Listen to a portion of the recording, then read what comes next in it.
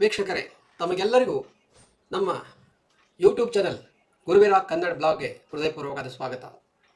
ತಾರೀಕು 22 ಜನವರಿ 2024ರಂದು ಅಯೋಧ್ಯೆಯಲ್ಲಿ ಶ್ರೀರಾಮ ಜನ್ಮಭೂಮಿ ಅಯೋಧ್ಯೆಯಲ್ಲಿ ತುಂಬ ಶತಮಾನಗಳಿಂದ ಸಹಸ್ರಾರು ವರ್ಷಗಳಿಂದ ಯಾವತ್ತೂ ವಿರಾಜಮಾನರಾಗಿರುವಂಥ ಶ್ರೀರಾಮ ದಶರಥ ಪುತ್ರ ಪಟ್ಟಾಭಿರಾಮ ಶ್ರೀರಾಮನ ಮೂರ್ತಿ ಪ್ರಸ್ಥಾಪನೆ, ಅವರ ಒಂದು ಹೊಸ ದೇಗುಲದಲ್ಲಿ ದೇವಸ್ಥಾನದಲ್ಲಿ ಎಲ್ಲ ಕೋಟ್ಯಾಂತರ ಭಕ್ತರ ಸಮೂಹದೊಂದಿಗೆ ಪೂಜೆ, ಅಭಿಷೇಕ, ಹೋಮ ಹವನಗಳೊಂದಿಗೆ ಸ್ಥಾಪನೆ ಮಾಡಲಾಗುತ್ತಿದೆ.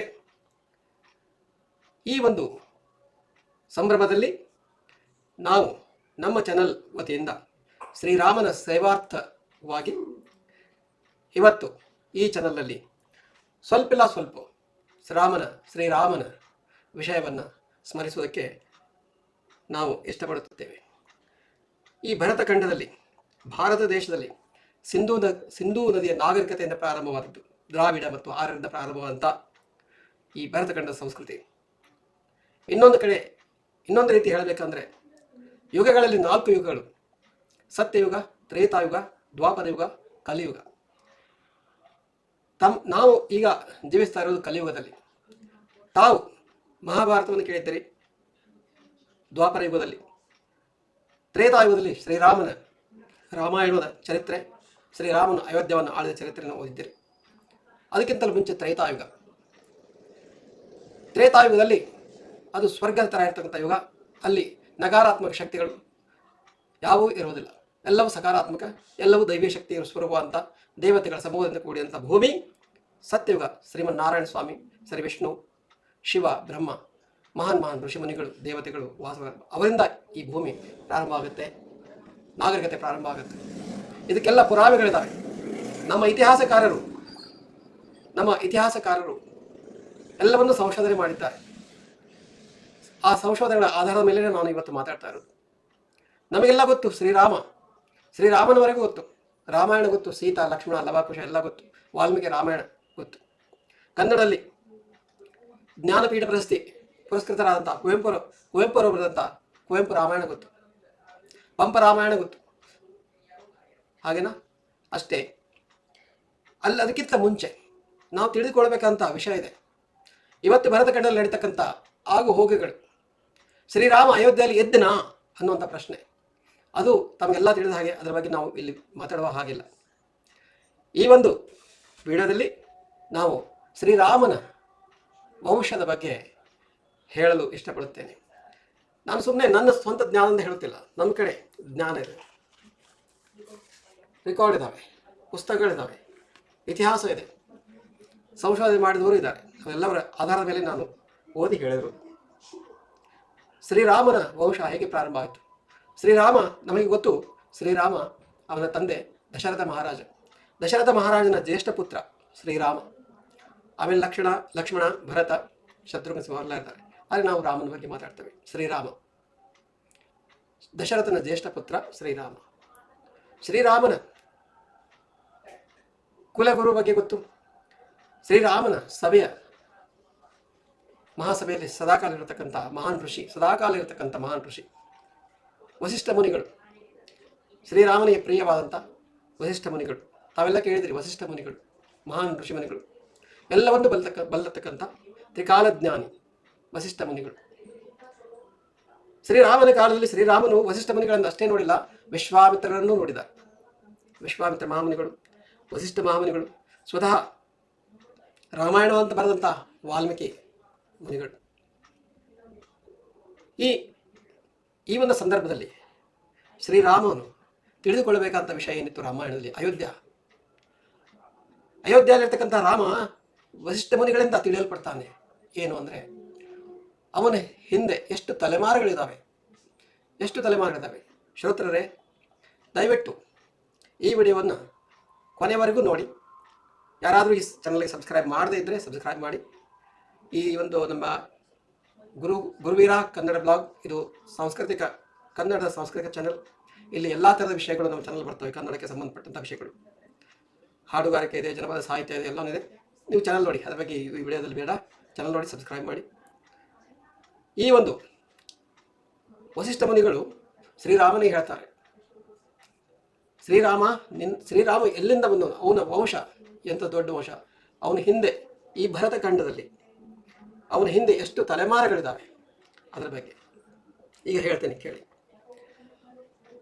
ಬ್ರಹ್ಮ ನಾವು ತಾವು ಕೇಳಿದ್ರ, ಸೃಷ್ಟಿಕರ್ತ ಬ್ರಹ್ಮ, ತ್ರಿಮೂರ್ತಿಗಳು, ಸಾಕ್ಷಾತ್ ತತ್ ಸತ್ ಚಿತ್ ಶಕ್ತಿ, ಮಾಯೆ, ಪ್ರಕೃತಿ, ಏನಾದರೂ ಕರೀರಿ, ಮೂಲ ಬ್ರಹ್ಮ ಅಂತ ಕರೀರಿ, ಪ್ರಕೃತಿ, ದೇವಿಯಿಂದ ಹುಟ್ಟಲ್ಪಟ್ಟಕ್ಕಂಥ ಬ್ರಹ್ಮ ವಿಷ್ಣು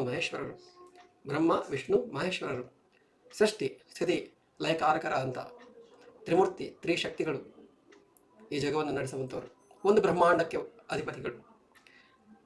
ಬ್ರಹ್ಮ ಸೃಷ್ಟಿಕರ್ತ. ಬ್ರಹ್ಮನಿಂದ ಯಾರು ಹುಡ್ತಾರೆ? ಬ್ರಹ್ಮನಿಂದ ಮಹಾನ್ ಋಷಿಮನಿಗಳೆಲ್ಲ ಹುಟ್ತಾರೆ.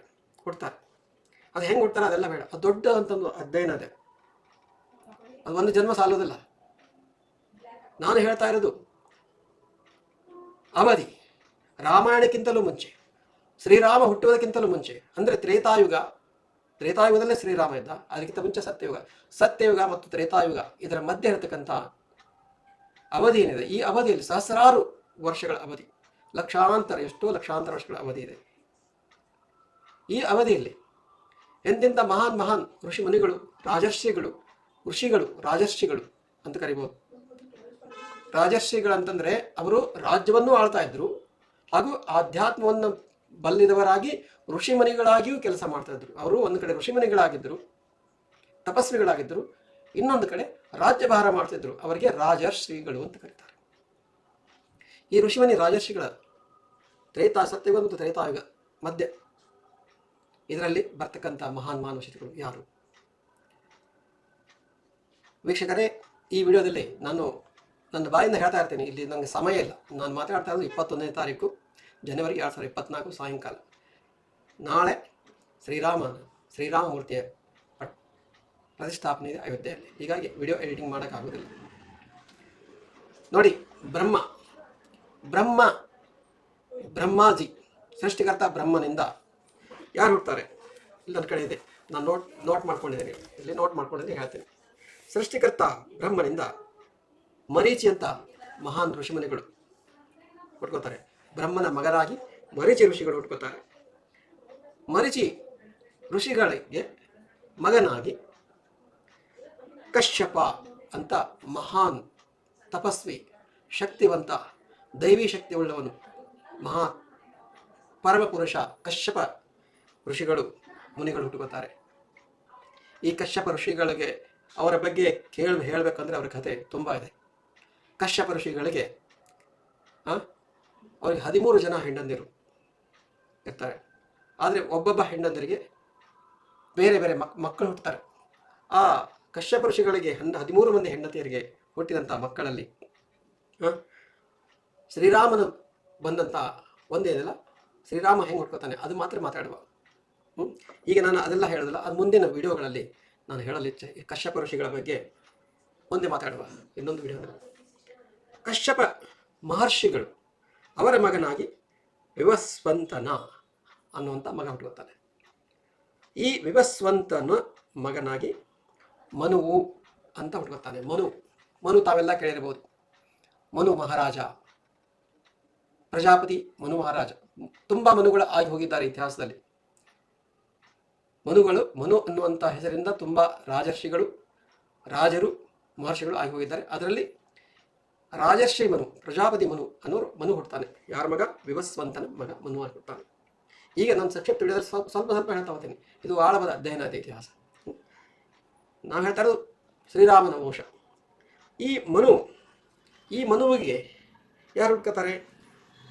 ಅಯೋಧ್ಯವನ್ನು ಆಳಿದಂಥ, ಶ್ರೀರಾಮ ಅಷ್ಟೇ ಅಯೋಧ್ಯೆ ಆಳಿಲ್ಲ, ಅಯೋಧ್ಯವನ್ನು ಆಳಿದಂಥ ರಾಜಪುರುಷರಲ್ಲಿ ಯಾರು ಹೇಳಿದ್ರೆ ಇಕ್ಷ್ವಾಕು ಅನ್ನುವಂಥ ರಾಜರ್ಷಿ ಆಳ್ತಾರೆ. ಯಾರು? ಇಕ್ಷ್ವಾಕು. ಇವರು ಯಾರ ಮಗ? ಮನುವಿನ ಮಗ ಇಕ್ಷ್ವಾಕು ಅಯೋಧ್ಯೆಯಲ್ಲಿ ರಾಜ್ಯವನ್ನು ಆಳ್ತಾನೆ. ನೋಡಿ, ಇಕ್ಷ್ವಾಕು ಅಯೋಧ್ಯವನ್ನು ಆಳಿದ, ಇದರಲ್ಲಿ ಪುರಾವೆ ಇದೆ, ಸಂಶೋಧನೆಯಲ್ಲಿ ಕಂಡು ಬಂದಿದೆ. ಇತಿಹಾಸಕಾರರು ಅದರಲ್ಲಿದೆ. ಅದೆಲ್ಲ ಬೇಕಾದ್ರೆ ತಾವು ಅಧ್ಯಯನ ಮಾಡ್ಬೋದು. ಅಯೋಧ್ಯೆಯನ್ನು ಆಳಿದ ಶ್ರೀರಾಮ, ಅಯೋಧ್ಯೆಯನ್ನು ಆಳಿದಂಥ ಶ್ರೀರಾಮನಿಗೂ ಅಯೋಧ್ಯೆಯನ್ನು ಆಳಿದಂಥ ಇಕ್ಷ್ವಾಕು ಏನೂ ಇಲ್ಲ ಅಂತಂದ್ರೂ 30 ತಲೆಮಾರುಗಳ ಅಂತರ ಇದೆ. ಶ್ರೀರಾಮನಿಗಿಂತಲೂ 30 ತಲೆಮಾರುಗಳ ಮುಂಚೆನೇ ಅಯೋಧ್ಯೆಯನ್ನು ಆಳಿದ್ದಾರೆ ಯಾರು? ಇಕ್ಷ್ವಾಕು ರಾಜರ್ಷಿಗಳು. ಈ ಇಕ್ಷ್ವಾಕು ರಾಜರ್ಷಿಗಳ ಮಗ ಕುಕ್ಷಿ ಅಂತ ಬರ್ತಾರೆ. ಮತ್ತೆ ಈ ಕುಕ್ಷಿಯ ಮಗ ವಿಕುಕ್ಷಿ ಅಂತ ಬರ್ತಾರೆ. ಕೇಳ್ತಾ ಇದ್ರೆ ವಿಕುಕ್ಷಿ. ಈ ವಿಕುಕ್ಷಿ ಇವ್ರ ಮಗ ಯಾರು ಅಂತಂದ್ರೆ ಬಾಣ ಅನ್ನೋನು ಮಹಾಪ್ರತಾಪಶಾಲಿಯಾದಂಥ ರಾಜಪುರುಷ, ರಾಜರ್ಷಿ, ಋಷಿಮುನಿ. ಆಗೆಲ್ಲ ಹೇಗಿದ್ರು ಅಂತಂದ್ರೆ ಕೇವಲ ರಾಜರು ಅಂದ್ರೆ ಕ್ಷತ್ರಿಯರ ಥರ ಬಿಲ್ಲು ಬಾಣ ಒಂದೇ ಸೇನೆಯೊಂದಿಗೆ, ಸೇನಾಪತಿಗಳೊಂದಿಗೆ, ಮಂತ್ರಿ ಮಂಡಲದೊಂದಿಗೆ, ಸಭೆಯೊಂದಿಗೆ ರಾಜ್ಯಭಾರ ಮಾಡ್ತಿದ್ದಿಲ್ಲ. ಸತ್ಯಯುಗ ಮತ್ತು ತ್ರೇತಾಯುಗದ ಮಧ್ಯೆ ಇರತಕ್ಕಂಥ ರಾಜರು ತಪಸ್ವಿಗಳಾಗಿದ್ದರು, ಸಿದ್ಧಿಗಳನ್ನ ಪಡ್ಕೊಂಡವರಾಗಿದ್ದರು, ಭಗವಂತನಿಗೆ ಸಮೀಪವಾಗಿದ್ದರು, ಎಲ್ಲವನ್ನೂ ತಿಳಿದವರಾಗಿದ್ದರು, ಅಷ್ಟೇ ರಾಜ್ಯಭಾರ ಮಾಡ್ತಿದ್ರು. ಅದಕ್ಕೆ ರಾಜರ್ಷಿಗಳು ಅಂತಂತ ಇವರೆಲ್ಲ ಬಾಣ, ಇಕ್ಷ್ವಾಕು, ಕುಕ್ಷಿ, ವಿಕುಕ್ಷಿ, ಬಾಣ ಇವರೆಲ್ಲ ಅಷ್ಟೆಲ್ಲ ಮಹಾಪ್ರತಾಪಶಾಲಿ ಆದವರು ಇವರೆಲ್ಲ. ಈ ಬಾಣ ರಾಜರ್ಷಿಯ ಮಗ ಯಾರು ಅಂದರೆ ಅನರಣ್ಯಕ ಅಂತ. ಈ ಅನರಣ್ಯಕ ಬಹಳ ಯಶಸ್ವಿ ಪುರುಷ ಅಂತ ರಾಜಪುರುಷ. ಓಕೆ, ಈ ಅನರಣ್ಯಕನ ಮಗ ಯಾರು ಅಂದರೆ ಪೃಥು ಅಂತ ಬರ್ತಾರೆ. ಈ ಪೃಥುವಿನ ಮಗ ಯಾರಪ್ಪ ಅಂದರೆ ತ್ರಿಶಂಕು ಅಂತ ಬರ್ತಾರೆ. ನಾವೆಲ್ಲ ಕೇಳಿದ್ರಿ ತ್ರಿಶಂಕು ಸ್ಥಿತಿ ಅವ್ರಿಗೆ ಎಂಥ ಪರಿಸ್ಥಿತಿ ಬಂದದಪ್ಪ. ತ್ರಿಶಂಕು ಸ್ಥಿತಿ ಎಲ್ಲ ಇದೆ ಈ ದೇಶದಲ್ಲಿ. ಎಂಥ ತ್ರಿಶಂಕು ಸ್ಥಿತಿ ಬಂದ್ಬಿಟ್ಟಿದೆ ಅಂದರೆ ಸಮಸ್ಯೆನ ಸಾಲ್ವ್ ಮಾಡ್ತಾರೆ. 3 ಕಡೆಯಿಂದಲೂ ಎಲ್ಲ ದಿಕ್ಕಿನಿಂದಲೂ ಸಮಸ್ಯೆ ಇದೆ. ಒಂದು ಸಮಸ್ಯೆ ಬಗೆಹರಿಸಕ್ಕೆ ಇನ್ನೊಂದು ಸಮಸ್ಯೆ ಕೊಡ್ತಾರೆ. ತ್ರಿಶಂಕು ಪರಿಸ್ಥಿತಿ. ಆ ತ್ರಿಶಂಕು ಯಾರ ಮಗ ಅಂದರೆ ಪೃಥುವಿನ ಮಗ. ಅವನು ತ್ರಿಶಂಕು ಮಹಾರಾಜ. ಈ ತ್ರಿಶಂಕು ಮಹಾರಾಜನಿಗೆ ಪುತ್ರನಾಗಿ ದುಂದುಮಾರ ಅಂತ ಮಹಾನ್ ರಾಜಶ್ರೀ ಬರ್ತಾರೆ. ದುಂದುಮಾರ. ಇನ್ನೊಂದು ಹೇಳ್ತೀನಿ ಕೇಳಿ ವೀಕ್ಷಕರೇ. ನೀವು ಅನ್ಕೋಬೋದು ಇವರು ಬರೀ ಮಗ ಅಂತ ಹೇಳ್ತಾರೆ. ನಾನು ಕೇವಲ ಇಲ್ಲಿ ನಾವು ಸಾರಾಂಶ ಬರೆದಿರೋದು ಕೇವಲ ಯಾರು ಶ್ರೀರಾಮನ ಜನ್ಮಕ್ಕೆ ಕಾರಣ ಅಂತಲ್ಲ ಅವ್ರ ಹೆಸರು ಮಾತ್ರ ತೊಗೊಂಡಿರೋದು. ಆದರೆ ಒಬ್ಬ ತಂದೆಗೆ 2 ಮಕ್ಕಳು, 3 ಮಕ್ಕಳು ಅಥವಾ ಹೆಣ್ಣು ಮಕ್ಕಳು ಹುಟ್ಟಿರ್ತಾರೆ. ಅದನ್ನೆಲ್ಲ ತೊಗೊಂಡಿರೋದಲ್ಲ. ಶ್ರೀರಾಮನ ಜನ್ಮಕ್ಕೆ ಕಾರಣ ಯಾರಾತಾರೆ, ತಲೆಮಾರುಗಳು ಯಾರಾತಾರೆ, ಅವ್ರ ಹೆಸರುಗಳನ್ನು ಮಾತ್ರ ನಾವು ಇಲ್ಲಿ ಹೇಳ್ತಾ ಇರೋದು. ಕೆಲವೊಬ್ಬ ಮಹಾರಾಜರುಗಳಿಗೆ, ರಾಜಶ್ರೀಗಳಿಗೆ 2 ಮಕ್ಕಳು ಹುಡ್ತಾರೆ, 3 ಮಕ್ಕಳು ಹುಡ್ತಾರೆ. ಕೆಲವೊಂದು ಕಡೆ ಸಮಸ್ಯೆಗಳು ಇರ್ತವೆ, ಅವೆಲ್ಲ ಹೇಳೋಂಗಿಲ್ಲ. ಓನ್ಲಿ ನಾನು ಏನು ಹೇಳ್ತಾ ಇದ್ದೆ ಅಂದರೆ ಶ್ರೀರಾಮನ ಜನ್ಮಕ್ಕೆ ಕಾರಣರಾದಂತಹ ಹಿಂದಿನ ತಲೆಮಾರುಗಳ ಬಗ್ಗೆ, ಅವರ ಆ ಪುರುಷರ ಬಗ್ಗೆ, ಆ ಮಹರ್ಷಿಗಳಿಗೆ, ಆ ಪರಮ ಪುರುಷರ ಬಗ್ಗೆ ಮಾತ್ರ ಹೇಳ್ತಾ ಇರೋದು. ತ್ರಿಶಂಕು ಮಹಾರಾಜನ ಮಗ ದುಂದುಮಾರ ಅಂತ ಬರ್ತಾರೆ. ಈ ದುಂದುಮಾರ ಇವರ ಮಗ ಯಾರು ಅಂತಂದ್ರೆ ಯವನಾಶ್ವ ಅಂತ ಬರ್ತಾರೆ. ಈ ಯವನಾಶ್ವನ ಪುತ್ರ ಮಾಧಾಂತ ಅಂತ ಬರ್ತಾರೆ. ಈ ಮಾಧಾಂತನ ಪುತ್ರ ಸುಸಂಧಿ ಅಂತ ಬರ್ತಾರೆ. ಸುಸಂಧಿಯ ಪುತ್ರ ಧ್ರುವಸಂಧಿ ಅಂತ ಬರ್ತಾರೆ. ನಾನು ಮುಂದೆ ಹೋಗ್ತಾ ಇದ್ದೇನೆ. ಈ ಧ್ರುವಸಂಧಿಯ ಮಗ ಯಾರು ಅಂತಂದ್ರೆ ಭರತ ಚಕ್ರವರ್ತಿ. ನಮಗೆಲ್ಲ ಗೊತ್ತು ಭರತ ಚಕ್ರವರ್ತಿ, ಕೇಳಿದ್ರೆ ಹೆಸರು. ಭರತ ಖಂಡವನ್ನು ಆಳಿದಂಥ ಇಡೀ ಭರತ ಖಂಡ ಅಂತಂದರೆ ಕೇವಲ ಕಾಶ್ಮೀರ, ಪಂಜಾಬ್, ರಾಜಸ್ಥಾನ, ನೇಪಾಳ ಇದೆಲ್ಲ ನಮ್ಮ ಭರತ ಖಂಡ. ಈ ರಾಜ ಮಹರ್ಷಿಗಳು ಆಳುವಂಥ ಕಾಲದಲ್ಲಿ ಭರತ ಖಂಡ ಎಷ್ಟು ದೂರ ಹೋಗಿತ್ತು ಅಂತಂದರೆ, ಒಂದು ಉದಾಹರಣೆ ಹೇಳ್ತೀನಿ. ಶ್ರೀರಾಮನ ಜನ್ಮಕ್ಕೆ ಈ ಒಂದು ರೇಖೆಯಲ್ಲಿ ಲೈನಲ್ಲಿ ಬರ್ತಕ್ಕಂಥ ಬಿಟ್ಟಿನ ಇನ್ನೊಂದು ರೇಖೆಯಲ್ಲಿ ಬರ್ತಕ್ಕಂಥ ಹೇಳ್ತೀನಿ. ಕಶ್ಯಪ ಮಹರ್ಷಿಗಳಿಂದ ಇನ್ನೊಂದು ಒಂದು ಬೇರೆ ಹೆಂಡತಿಯಿಂದ ಅದಿತಿಯನ್ನು ಹೆಂಡತಿಯಿಂದ ಬರ್ತಾರೆ. ಹಿರಣ್ಯ ಕಶ್ಯಪ ಅಂತ ತಾವು ಹೆಸರು ಕೇಳಿರ್ಬೋದು. ಹಿರಣ್ಯ ಕಶ್ಯಪ ಮಹಾರಾಜ, ಪ್ರಹ್ಲಾದ ದೇವರ ತಂದೆ. ಹಿರಣ್ಯ ಕಶ್ಯಪ ರಾಕ್ಷಸರಲ್ಲವರು, ಅವರು ಕೂಡ ಮಹಾನ್ ಪವಿತ್ರರೇ, ಜ್ಞಾನಿಗಳೇ. ರಾವಣ, ಹಿರಣ್ಯ ಕಶ್ಯಪ, ಹಿರಣ್ಯಾಕ್ಷ, ತಾರಕಾಸುರ, ಮಹಿಷಾಸುರ ಇವರ್ಯಾರು ದುಷ್ಟರಲ್ಲ. ಗುಣಗಳಿಂದ ದುಷ್ಟರಾಗಿರ್ತಾರೆ, ಅಹಂಕಾರ ಭಾವದಿಂದ ದುಷ್ಟರಾಗಿರ್ತಾರೆ. ಅವರು ವೈಯಕ್ತಿಕವಾಗಿ ಅವರು ತಪಸ್ಸುಗಳು, ಗೊತ್ತಾ. ಹಿರಣ್ಯ ಕಶ್ಯಪನ ರಾಜ್ಯ ಎಷ್ಟು ದೂರ ಹೋಗಿತ್ತು. ತುಂಬ ಅವನು ಇವತ್ತಿನ ಪಾಕಿಸ್ತಾನದಲ್ಲಿ ಹಿರಣ್ಯ ಕಶ್ಯಪನ ರಾಜಧಾನಿ ಇತ್ತು. ಅದನ್ನು ದಾಟಿ ಅಫ್ಘಾನಿಸ್ತಾನ, ಬೆಬಿಲೋನಿಯಾ ಆ ಕಡೆಲ್ಲ ಹೋಗಿತ್ತು. ಅಷ್ಟು ದೂರ ಹೋದ್ರು. ಭರತ ಖಂಡ ಅಷ್ಟು ದೊಡ್ಡದಿತ್ತು. ಭರತ ಖಂಡ ಅಷ್ಟು ದೂರ. ಇವತ್ತು ನಮ್ಮ ಭಾರತದಲ್ಲಿ ಶ್ರೀಲಂಕಾ ಬೇರೆ ಆಯಿತು, ಬಾಂಗ್ಲಾದೇಶ ಬೇರೆ ಆಗಿತ್ತು, ಪಾಕಿಸ್ತಾನ ಬೇರೆ ಆಯಿತು, ನೇಪಾಳ ಬೇರೆ ಆಯಿತು. ಆಗ ಹಂಗಿದ್ದಿಲ್ಲ. ತುಂಬ ಎಷ್ಟು ವಿಶಾಲವಾಗಿತ್ತು ಅಂದರೆ ಭಾರತ ತುಂಬ ವಿಶಾಲವಾಗಿತ್ತು. ಆಯ್ತಾ, ಹೇಳ್ತೀನಿ, ಉದಾಹರಣೆ ಹೇಳ್ತೀನಿ. ಭರತ ಖಂಡವನ್ನು ಆಳಂತ ಭರತ ಚಕ್ರವರ್ತಿ ಯಾರ ಮಗ? ಧ್ರುವಸಂಧಿಯ ಮಗ. ಈ ಭರತ ಚಕ್ರವರ್ತಿಗೆ ಮಗ ಯಾರು ಅಂತಂದರೆ, ಈ ಭರತ ಚಕ್ರವರ್ತಿ ಮಗ ಅಸಿತ ಅಂತ ಬರ್ತಾರೆ. ಈ ಅಸಿತ ಮಹಾರಾಜ ಇವನಿಗೆ ಇಬ್ಬರು ಹೆಂಡಂದಿರುತ್ತಾರೆ. ಇಬ್ಬರ ಹೆಂಡಂದರಲ್ಲಿ ಒಬ್ಬಳ ಹೆಂಡತಿಗೆ ಅಂದರೆ ಕಾಲಿಂದಿ ಅನ್ನೋ ಹೆಂಡತಿಗೆ ಚವ್ವನ ಋಷಿಮುನಿಗಳ ಆಶೀರ್ವಾದದಿಂದ ಒಬ್ಬ ಮಹಾನ್ ಧಾರ್ಮಿಕ ವ್ಯಕ್ತಿ, ಮಹಾನ್ ಪುರುಷ ಹುಡ್ಕೋತಾನೆ. ಅದಕ್ಕೊಂದು ಕಥೆ ಇದೆ.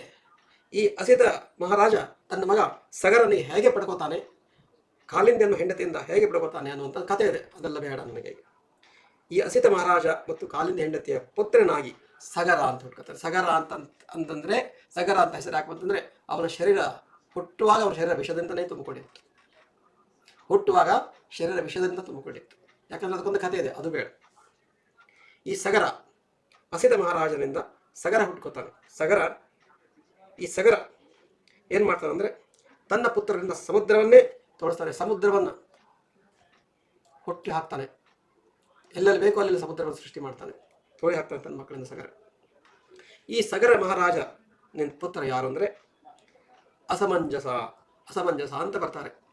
ಈ ಅಸಮಂಜಸ ಇವನು ಅಂತ ಹೇಳಿಕೊಳ್ಳುವಂಥ ವ್ಯಕ್ತಿ ಆಗಿರಲಿಲ್ಲ. ಇವನು ತಪಸ್ವಿ ಆಗಿರ್ಬೋದು, ಸಗರ ಮಹಾರಾಜನ ಮಗ ಆಗಿರ್ಬೋದು. ಆದರೆ ಅವರ ವ್ಯಕ್ತಿತ್ವದಲ್ಲಿ, ಅವರ ಒಡನಾಟದಲ್ಲಿ ಅಕರ್ಮಗಳು ತುಂಬ ಇದ್ದುದರಿಂದ ಸ್ವತಃ ಸಗರ ಮಹಾರಾಜ, ತಂದೆಯಾದ ಸಗರ ಮಹಾರಾಜನೇ ಈ ಅಸಮಂಜಸ ಮಹಾರಾಜನನ್ನು ದೇಶಭ್ರಷ್ಟರನ್ನಾಗಿ ಮಾಡ್ತಾರೆ.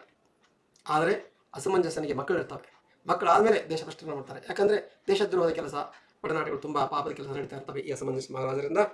ಅದಕ್ಕೆ ದೇಶಭ್ರಷ್ಟ ಮಾಡ್ತಾನೆ. ಸ್ವತಃ ತಂದೆ ಸಗರ ಮಹಾರಾಜನೇ ದೇಶಭ್ರಷ್ಟ ಮಾಡ್ತಾನೆ. ಮಾಡಿ ತನ್ನ ಮೊಮ್ಮಗ ಅಂದರೆ ಅಸಮಂಜಸನ ಮಗನಾದಂಥ ಅಂಶುಮಂತ ಅಂತ ಇರ್ತಾನೆ. ಅಸಮಂಜಸ ಮಗ ಅಂಶುಮಂತ, ಅವನಿಗೆ ಪಟ್ಟಾಭಿಷೇಕ ಮಾಡ್ತಾನೆ. ಇವನು ಮಹಾ ವೀರ ಅಂತ ಪುತ್ರ. ತಂದೆ ಪಾಪಿಯಾಗಿದ್ದರೂ ಮಗ ಬಹಳ ವೀರನಾಗಿರ್ತಾನೆ. ಈ ಅಶುಮಂತನ ಮಗ ಯಾರು ಅಂದರೆ ದಿಲೀಪ ಅಂತ ಬರ್ತಾರೆ. ದಿಲೀಪ ತಾವೆಲ್ಲ ಕೇಳ್ಬೋದು. ಈಗೆಲ್ಲ ಎಷ್ಟೋ ಜನರಿಗೆ ಹೆಸರು ಇಡ್ತೀರಾ, ಮಕ್ಕಳಿಗೆ ದಿಲೀಪ ಅಂತ ಹೆಸರು ಇಟ್ಟಿರ್ತಾರೆ. ಈ ದಿಲೀಪನ ಹೆಸರು ಬಂತು ಎಲ್ಲ ಯಾವ ಇದ್ದ ಹಿಂದೆ ಪುರಾಣಗಳಲ್ಲಿ. ಪುರಾಣ ಅಂತಲ್ಲ ಇದು, ನಾನು ಹೇಳ್ತಾ ಇರೋದು ಪುರಾಣ ಅಲ್ಲ, ಸತ್ಯ ಕಥೆಗಳಿವೆಲ್ಲ. ನಮ್ಮ ಸನಾತನ ಧರ್ಮ ಈ ಭರತಖಂಡದ ಮಣ್ಣಿದೆಯಲ್ಲ, ಇದರಲ್ಲಿ ಮಣ್ಣಿನಲ್ಲಿ ಶಕ್ತಿ ಇದೆ, ಸುಳ್ಳಲ್ಲ ಇದು. ಇದರಲ್ಲಿ ಶಕ್ತಿ ಇದೆ. ಸನಾತನ ಧರ್ಮದಿಂದ ಕೂಡಿದಂಥ ಇದಕ್ಕೆ ಈ ಹಿಂದೂ ಅಂತಲ್ಲ, ನಾನು ಹಿಂದೂ ಅಂತ ಮಾತಾಡೋದಲ್ಲ, ಹಿಂದೂ ಅಲ್ಲ ಇದು. ಸನಾತನ ಈ ಭೂಮಿಗೆ, ಭರತಖಂಡದ ಭೂಮಿ ಏನಿದೆ, ಈ ಭೂಮಿಯಲ್ಲಿ ಹುಟ್ಟಬೇಕಾದ್ರೆ ಪುಣ್ಯ ಮಾಡಬೇಕು. ಅದು ಯಾವುದೇ ಧರ್ಮದವರಲ್ಲಿ, ಅವ್ರು ಯಾರಿರಲಿ, ಯಾವುದೇ ಧರ್ಮ, ಯಾವುದೇ ಜಾತಿ, ಯಾವುದೇ ಕುಲ ಇರಲಿ, ಭಾರತ ಭೂಮಿಯಲ್ಲಿ ಹುಟ್ಟಿದಾರೆ ಅಂದರೆ ಅವರು ಪುಣ್ಯಾತ್ಮರೇ, ಪುಣ್ಯಜೀವಿಗಳೇ. ಈ ಭಾರತ ಭೂಮಿ ಪುಣ್ಯಾತ್ಮರ ಜೀವಿ ಇದು, ಪುಣ್ಯಾತ್ಮರನ್ನೆಲ್ಲ ಇದು. ಭರತ ಚಕ್ರವರ್ತಿ ಆಳಂಥ ಭೂಮಿ ಇದು ಗೊತ್ತಾ. ಕಶ್ಯಪ ಮಹರ್ಷಿಗಳಿಂದ ಬಂದಂಥ ಭೂಮಿ ಇದು ಭರತ ಭೂಮಿ. ಈ ಭೂಮಿಯಲ್ಲಿ ಈ ಅಂಶುಮಂತನ ಮಗ ದಿಲೀಪ ಅಂತ ಬರ್ತಾರೆ. ಈ ದಿಲೀಪನ ಮಗ ಯಾರು ಅಂದರೆ ತಾವೆಲ್ಲ ಹೆಸರು ಕೇಳಿದಿರ ವೀಕ್ಷಕರೇ, ಮಕ್ಕಳು ತಾವು ಕೇಳಿದಿರ. ಭಗೀರಥ ಮಹರ್ಷಿ ಯಾರ ಮಗ? ದಿಲೀಪನ ಮಗ. ಭಗೀರಥ ಯಾರು? ಭಗೀರಥ ಮಹರ್ಷಿ ಗೊತ್ತಲ್ಲ, ಗಂಗೆಯನ್ನು ತಂದವನು, ಗಂಗೆಯನ್ನು ತಂದವನು. ಇದೆಲ್ಲ ಗೊತ್ತು, ಅದ್ರ ಬಗ್ಗೆ ಬೇಡ. ಓಕೆ, ಭಗೀರಥನ ಸಂಬಂಧಪಟ್ಟದ್ದು ಗಂಗೆಯನ್ನು ತರ್ತಾನೆ ಭೂಲೋಕಕ್ಕೆ, ಸರಿನಾ? ಆಮೇಲೆ ಶಿವ ತನ್ನ ಜಡೆಯಲ್ಲಿ ಗಂಗೆನ ಇಟ್ಕೋತಾನೆ. ಸರಿ, ಅದು ಬೇಡ ಕತೆ. ಈಗ ಈ ಭಗೀರಥ ಮಹರ್ಷಿ ಋಷಿಗಳ ಮಗ ಯಾರು ಅಂದರೆ ಕಕತ್ಸ್ಥ ಅಂತ ಬರ್ತಾರೆ.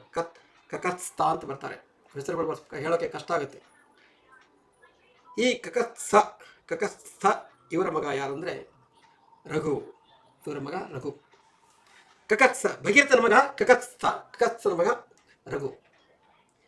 ಇವರು ಪ್ರಖ್ಯಾತವಂತ ರಾಜಶ್ರೀ, ತಪಸ್ವಿ, ಮಹಾಪುರುಷ, ದೈವಿ ಪುರುಷ, ಮಹಾನ್ ರಾಜ್ಯಗಳಂತ ಅಯೋಧ್ಯವನ್ನು ಆಳಿದಂಥ ಮಹಾಪತಿ ರಘುಪತಿ. ರಘುಕುಲವನ್ನು ಸೃಷ್ಟಿ ಮಾಡಿದಂಥ ರಘುಕುಲ ರಾಮ ಅಂತ ಎಷ್ಟೋ ಜನ ಇವತ್ತು ಗಾಯಕರು ಹಾಡ್ತಾರೆ. ರಘುಕುಲ ರಾಮ. ರಘುಕುಲ ಅಂದರೆ ಯಾವುದು? ಶ್ರೀರಾಮನ ಕುಲ ಯಾವುದು? ರಘುಕುಲ. ಈ ರಘು ಯಾರು? ಈ ರಘು ಯಾರು? ಶ್ರೀರಾಮನ ಉತ್ತಜ್ಜ. ರಘುಕುಲ ಅಂತ ಹೆಸರು ಯಾಕೆ ಬಂತು? ಆ ಹಾಡಿನಲ್ಲಿ ಯಾಕೆ ಹೇಳ್ತಾರೆ ರಘುಕುಲ ಅಂತ? ಇವರಿಂದನೇ ಪ್ರಖ್ಯಾತ ಅಂತ ರಘುಕುಲ ಇದು. ಅವರಿಂದ ಈ ರಘು ಇವರಿಂದ ಯಾರು ಹುಡ್ತಾರೆ ಅಂದರೆ ಪ್ರವರ್ಧ ಅಂತ ಹುಡ್ತಾರೆ. ರಘುಗೆ ಪ್ರವರ್ಧ ಅಂತ ಹುಡ್ತಾರೆ. ರಘುಗೆ ಮತ್ತೆ 3-4 ಜನ ಮಕ್ಕಳು ಇರ್ತಾರೆ. ಅದರಲ್ಲಿ ಒಬ್ಬ ಮಗನಿಂದ ಪ್ರವರ್ಧ ಹುಡ್ತಾನೆ, ಒಬ್ಬ ಮಗ ಪ್ರವರ್ಧ ಹುಡ್ತಾನೆ, ಮತ್ತು ಇನ್ನೊಬ್ಬರು ಮಕ್ಕಳಲ್ಲ. ಶ್ರೀರಾಮನ ಜನ್ಮಕ್ಕೆ ಕಾರಣ ಪ್ರವರ್ಧ ಆತಾನೆ. ಅದು ಇನ್ನೂ ಇಬ್ಬರು ಮಕ್ಕಳು ಬೇರೆ ಇರಲ್ಲ, ಅವರೆಲ್ಲ ಬೇರೆ ಇರ್ತಾರೆ. ಓಕೆ, ಈ ಪ್ರವರ್ಧ ಅನ್ನೋದು ರಘುವಿನ ಮಗ ಪ್ರವರ್ಧನ ಮಗ ಯಾರು ಅಂದರೆ ಯಾರು? ಶಂಕಣ ಅಂತ ಬರ್ತಾರೆ. ಶಂಕಣ ಯಾರು? ಈ ಶಂಕಣ ಕೂಡ ಇವನು ಕೂಡ ಏನು ಮಾಡ್ತಾನೆ, ತನ್ನ ರಾಜ್ಯಭಾರ ಕಾರ್ಯದಲ್ಲಿ ತನ್ನ ವ್ಯವಹಾರಗಳಲ್ಲಿ ಸ್ವತಃ ತಂದೆಯಾದಂಥ ಪ್ರವರ್ಧನನ್ನೇ ಎದುರಿಸ್ತಾನೆ. ಎದುರಿಸಿ ತನ್ನ ಸೈನ್ಯವನ್ನು ಕಟ್ಟಿಕೊಂಡು ತನ್ನ ಸೈನ್ಯದೊಂದಿಗೆ ಪ್ರವರ್ಧ ಮಹಾರಾಜನನ್ನು ಎದುರಿಸ್ತಾನೆ. ತಂದೆಯಾದ ಪ್ರವರ್ಧ ಮಹಾರಾಜನ ಎದುರಿಸ್ತಾನೆ. ಆದರೆ ಸಂಪೂರ್ಣ ನಾಶವಂತಾನೆ, ನಾಶವಂತಾನೆ. ಆದರೆ ಅವರಿಗೆ ಮಕ್ಕಳು ಇರ್ತವೆ. ಕರೆಕ್ಟ್. ಈ ಶಂಕಣ ನಾಶ ಹೊಂದಿದಂಥ ತಂದೆಯಿಂದ ನಾಶ ಹೊಂದಿದಂಥ ಶಂಕಣ ಅವನ ಮಗ ಯಾರು ಅಂದರೆ ಸುದರ್ಶನ. ಶಂಕರನ ಮಗ ಸುದರ್ಶನ. ಇವನು ಮಹಾಶೂರ ಅಂತ ಮಹರ್ಷಿ, ರಾಜರ್ಷಿ, ದೇವರ್ಷಿ. ಓಕೆನಾ. ಈ ಸುದರ್ಶನನ ಮಗ ಯಾರು ಅಂದರೆ ಅಗ್ನಿವರ್ಣ ಅಂತ ಬರ್ತಾರೆ. ಈ ಅಗ್ನಿವರ್ಣನ ಮಗ ಯಾರು ಅಂದರೆ ಶಿಗ್ರಗ ಅಂತ ಬರ್ತಾರೆ. ಈ ಶಿಗ್ರಗನ ಮಗ ಯಾರು ಅಂದರೆ ಅಂಬರೀಷ ಅಂತ ಹೆಸರು ಕೇಳಿರ. ಅಂಬರೀಷ ಅಂತ ಬರ್ತಾರೆ.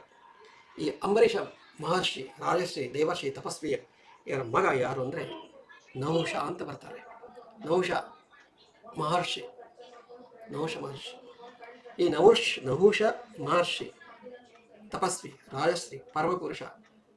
ಈ ಮಹಾನ್ ನಹುಷರ ಮಗ ಯಾರು ಅಂದರೆ ಇವರು ನಹುಷ ಸತ್ಯಸಂಧ, ಮಹಾತಪಸ್ವಿಯರು, ಪರಮಪುರುಷರು.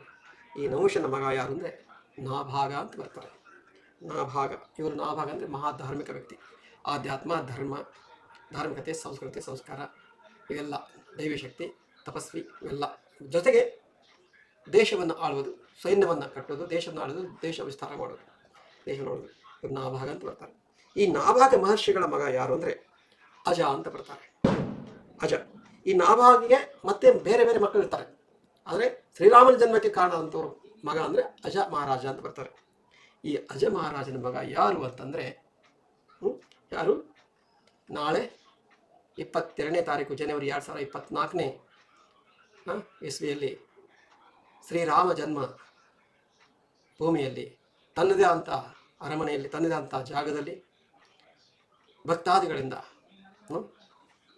ಮೋದಿ ಅಂತ ಜಗತ್ತು ಕಂಡಂಥ ಶ್ರೀ ಮೋದಿ ಪ್ರಧಾನಿಗಳ ಪರಿಶ್ರಮದಿಂದ, ಅಷ್ಟೇ ಅಲ್ಲ ಉಳಿದ ಕೋಟ್ಯಾಂತರ ಭಕ್ತಾದಿಗಳ ಪರಿಶ್ರಮದಿಂದ ಅಲ್ಲಿ ಹೊಸ ದೇವಾಲಯಗಳನ್ನು ಪಡೆದುಕೊಂಡು ಶ್ರೀರಾಮ ಅಲ್ಲಿ ಬರ್ತಾ ಇದ್ದಾನೆ. ಅವನ ತಂದೆ ದಶರಥ ಮಹಾರಾಜ, ಅಜ ಮಹಾರಾಜನ ಮಗ ದಶರಥ ಮಹಾರಾಜನ ಜ್ಯೇಷ್ಠ ಪುತ್ರ ಶ್ರೀರಾಮ್. ಹೀಗೆ ಶ್ರೀರಾಮನ ವಂಶ ಎಷ್ಟು ಜನ ಆಗಿ ಹೋದ್ರಂದರೆ 36 ಜನ. ಶ್ರೀರಾಮನಕ್ಕಿಂತಲೂ 36 ಜನ ಹಿಂದೆ ಇದ್ದಾರೆ. ಶ್ರೀರಾಮ ಹುಟ್ಟಬೇಕು ಅಂದರೆ ಅವನ ಶರೀರ DNA ತಿಳ್ಕೊಳ್ಳಿ. ಇವತ್ತು ಶ್ರೀರಾಮ ರಾಜ, ಪಟ್ಟಾಭಿರಾಮ ರಾಜ ಇವತ್ತು ಜಗತ್ ಪ್ರಸಿದ್ಧರಾಗಿ ಅವನು ಯಾಕೆ ರಾವಣನ ಸೋಲಿಸಿದ್ದಕ್ಕೆ ಅವನು ಪ್ರಸಿದ್ಧನಾಗಲಿಲ್ಲ? ಅವನ ವ್ಯಕ್ತಿತ್ವ ಹೇಗಿತ್ತು, ಅವನ ಶರೀರ ಹೇಗಿತ್ತು, ಅವನ ಕಳೆ ಹೇಗಿತ್ತು. ಅವನು ಇಂಥ ಶರೀರವನ್ನು ಇವತ್ತು ಎಷ್ಟು ದೇಶ ವಿಶ್ವವನ್ನು ಹಾಡಿ ಹೊಗಳ್ತಾರೆ. ಶ್ರೀರಾಮ ಅದೊಂದು ವ್ಯಕ್ತಿತ್ವ. ಜಗತ್ತಿನಲ್ಲಿ ಈ ಜಗತ್ತು ಸೃಷ್ಟಿಯಾಗಿ ಪ್ರಳಯ ಆಗುವವರೆಗೂ ಎಷ್ಟೊಂದು ಜೀವರಾಶಿಗಳು ಹುಟ್ಟುಕೊಳ್ತವೆ, ಎಷ್ಟೊಂದು ಮನುಷ್ಯರು ಹುಟ್ಟುಕೊಳ್ತಾರೆ, ಎಷ್ಟೊಂದು ಶಕ್ತಿವಂತರು ಹುಟ್ಟುಕೊಳ್ತಾರೆ, ಪರಮಪುರುಷರು ಪ್ರಸಿದ್ಧಿಗಳು ಹುಟ್ಟುತ್ತಾರೆ. ಇಷ್ಟೆಲ್ಲ ಹುಟ್ಟಿದ್ರು ಕೂಡ ಒಂದು ವ್ಯಕ್ತಿ ಮಾತ್ರ ಯಾರಿಗೂ ಹೊಲದಲ್ಲ. ವ್ಯಕ್ತಿಯಿಂದ ವಿಭಿನ್ನವಾದಂಥ ಆದರ್ಶಮಯ ಆದಂಥ ಶ್ರೀರಾಮ. ಇಂಥ ಶ್ರೀರಾಮನಿಗೆ ಅಂಥ ವ್ಯಕ್ತಿತ್ವ, ಅಂಥ ಆದರ್ಶ, ಅಂಥ ಕೀರ್ತಿ, ಅಂಥ ಒಂದು ತಾಳ್ಮೆ, ಅಂಥ ಒಂದು ಸಹನೆ, ಅಂಥ ಒಂದು ಸೌಂದರ್ಯ, ಅಂಥ ಒಂದು ಲಕ್ಷಣ, ಅಂಥ ಒಂದು ವ್ಯಕ್ತಿತ್ವ, ಅಂಥ ಒಂದು ಶರೀರ, ಅಂಥ ಒಂದು ಆರೋಗ್ಯ, ಅಂಥ ಒಂದು ಸೌಮ್ಯತೆ, ಅಂಥ ಒಂದು ಮುಗ್ಧತೆ ಇದೆಲ್ಲ ಬರಬೇಕು ಅಂದರೆ ಅದರ ಹಿಂದೆ ಆ ಶ್ರೀರಾಮನ ಶರೀರದಲ್ಲಿ DNA ಇದೆಯಲ್ಲ, ಆ ಶ್ರೀರಾಮನ ಪಿತೃಗಳಿದಾರಲ್ಲ, ಆ ಪಿತೃಗಳಿಂದ ಆ ಶ್ರೀರಾಮನ ಶರೀರ ಬಂದಿತ್ತು. ಆ ಪಿತೃಗಳ ಯಾರು ಅಂದರೆ 36 ರಾಜರ್ಷಿಗಳು, ಮಹರ್ಷಿಗಳು, ತಪಸ್ವಿಗಳು. ಅವರ ಒಂದೊಂದು ತಪಸ್ಸು, ಸಂಸ್ಕಾರ, ಆತ್ಮ ಸಂಸ್ಕಾರದಿಂದ ಕೂಡಿದ DNA ಶ್ರೀರಾಮನಲ್ಲಿ ಶರೀರದಲ್ಲಿ ಬಂದಂಥ DNA ಇದೆ ನೋಡು, ಆ ಸಂಸ್ಕಾರ ಇದೆ ನೋಡು. ಹಿಂದೆ ಇರ್ತಕ್ಕಂಥ 36 ರಾಜರ್ಷಿ, ಮಹರ್ಷಿಗಳ ತಪಸ್ವಿಗಳು ಬ್ರಹ್ಮನಿಂದ ಸೃಷ್ಟಿಯಾಗುತ್ತೆ. ಇದೆಲ್ಲ ಯಾರು ಹೇಳ್ತಾರೆ ಅಂದರೆ ಶ್ರೀರಾಮನ ಸಭೆಯನ್ನು ಅಲಂಕರಿಸಿದಂಥ ವಸಿಷ್ಠ ಮುನಿಗಳಿಂದ ಶ್ರೀರಾಮ ತಿಳ್ಕೊತಾನೆ ತನ್ನ ವಂಶದ ಬಗ್ಗೆ. ತಿಳಿತಾ? ಇಲ್ಲಿಗೆ ಈ ಅರ್ಧ ಗಂಟೆ ವಿಡಿಯೋನ ನಾನು ಮುಗಿಸ್ತಾ ಇದ್ದೀನಿ. ಶ್ರೀರಾಮನಿಗೆ ಜಯವಾಗಲಿ. ಸೂರ್ಯ ಚಂದ್ರ ಇರುವವರೆಗೂ ಈ ಭರತಖಂಡ ಈ ಭರತದ ಮಣ್ಣು ಭರತಖಂಡ ಸುಸಂಸ್ಕೃತಿಯಿಂದ ಸನಾತನ ಧರ್ಮ ಏನು ಹೇಳ್ತದಲ್ಲ, ಸನಾತನ ಧರ್ಮ ಅದು ಹೇಳೋದಿಲ್ಲ, ಅದು ಅನುಭವಕ್ಕೆ ಬರುತ್ತದೆ. ಅದು ಯಾವುದು ಪುಸ್ತಕದಲ್ಲಿ ಬರೆಯೋಕೆ ಆಗಲ್ಲ. ಸನಾತನವನ್ನು ಏನು ಶೈಲಿ ಇದೆ, ಅದು ನಿಯಮಗಳಿದಾವೆ, ಅದೆಲ್ಲ ಈ ಪುಸ್ತಕಗಳದ್ದು ಏನು ಬರೆದಲ್ಲ, ಅದು ಏನೂ ಅಲ್ಲ. ಸನಾತನ ನಿರಾಕಾರ, ಅದು ಸನಾತನ ಅನುಭವಕ್ಕೆ ಬರುತ್ತದೆ. ಅದು ಪುಸ್ತಕದಲ್ಲಿ ಬರೆಯೋದು ಇಟ್ಕೊಳ್ಳೋಕ್ಕಾಗಲ್ಲ. ಸನಾತನ ಅನ್ನೋದು ಏನದಲ್ಲ, ಅದು ಈ ಭರತ ಭೂಮಿಯಲ್ಲಿ ಹುಟ್ಟಿದಂಥ ಜೀವಿಗಳಿಗೆ ಅನುಭವಕ್ಕೆ ಬರುತ್ತೆ ಹೊರತು ಅದನ್ನು ಎದುರಿಸೋಕ್ಕಾಗಲ್ಲ, ಅದನ್ನು ಪರೀಕ್ಷೆ ಮಾಡೋಕ್ಕಾಗಲ್ಲ, ಅದನ್ನು ವಾದ ಮಾಡೋಕ್ಕಾಗಲ್ಲ, ಏನು ಮಾಡೋಕ್ಕಾಗಲ್ಲ. ಸೂರ್ಯಚಂದ್ರ ಇರುವವರೆಗೂ, ಈ ಭೂಮಿ ಪ್ರಳಯ ಆಗುವವರೆಗೂ, ಈ ಬ್ರಹ್ಮಾಂಡ ನಶ್ವರ ಆಗುವವರೆಗೂ, ಈ ಬ್ರಹ್ಮಾಂಡ ನಿರಾಕಾರ ಆಗುವವರೆಗೂ ಈ ಭರತ ಭೂಮಿ ಶ್ರೀರಾಮ ಭೂಮಿ ಆಗಿರುತ್ತೆ, ಶ್ರೀರಾಮ ರಾಜ್ಯ ಆಗಿರುತ್ತೆ. ಮೋದಿ ಅಂತ ಮಹಾನ್ ಪ್ರಧಾನಿಗಳು ಮುಂದೆ ಹುಟ್ಟುಕೋತಾರೆ, ಬರ್ತಾರೆ. ಇದರಲ್ಲಿ ಯಾವ ಸಂಶಯನೂ ಬೇಡ. ಭಾರತ ಸೂರ್ಯ ಇರುವವರೆಗೂ ಭಾರತ ಬೆಳಗುತ್ತದೆ, ಇದರಲ್ಲಿ ಯಾವ ಸಂಶಯ ಇಲ್ಲ. ಇದು ಯಾವ ಹೇಳ್ತಾವೆ ಇದೆಲ್ಲ ಯಾವ ಹೇಳ್ತೇವೆ, ಇದಕ್ಕೆ ಯಾವ್ದು ನಾವು ಹೇಳೋದಕ್ಕೆ ಆಧಾರ ಇಲ್ಲ.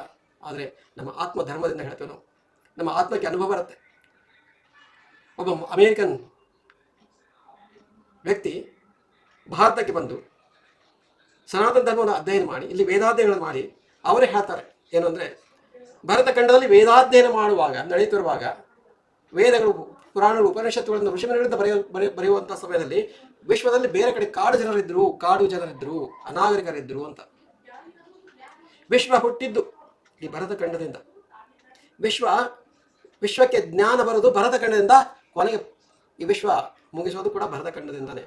ಭರತಖಂಡದಿಂದ ವಿಶ್ವ ತುಂಬ ಜ್ಞಾನ ಪಸರಿಸುತ್ತೆ, ನಾಗರಿಕತೆ ಹರಡುತ್ತೆ. ಅಷ್ಟೇ ಕೊನೆ ಆಗುವವರೆಗೂ, ಕೊನೆಗೆ ಭಾರತಖಂಡ ಪ್ರಳಯ ಆಗುವಾಗ ಭರತಖಂಡ ಮಾತ್ರ ಇರುತ್ತೆ. ಇದು ನನ್ನ ಆತ್ಮಧರ್ಮದಿಂದ ಹೇಳ್ತೇವೆ ನಾವು.